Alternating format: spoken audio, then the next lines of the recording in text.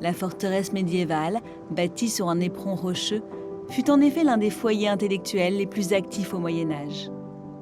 Une école poétique à l'origine d'une lignée de troubadours, à la fois musiciens et orfèvres des mots.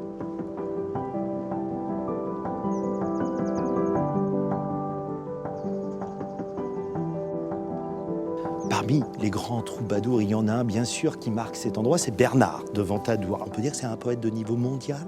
Aujourd'hui, il est étudié dans les universités du monde, au Japon, aux États-Unis, en Allemagne, et ceci depuis longtemps, c'est pas une nouveauté. Bien sûr, des poètes français se sont beaucoup intéressés à lui, des poètes contemporains.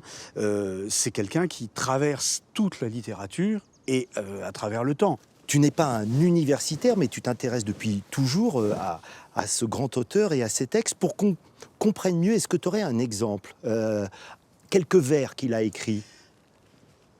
J'ai tant d'amour au cœur, de joie et de douceur, que le gel me semble fleur et la neige verdure.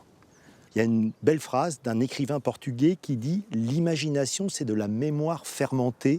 Sans mémoire, on perd notre capacité à imaginer. » Osons transmettre, osons parler de poésie. Le langage, c'est la liberté. Le monde binaire nous conduit vers des affrontements.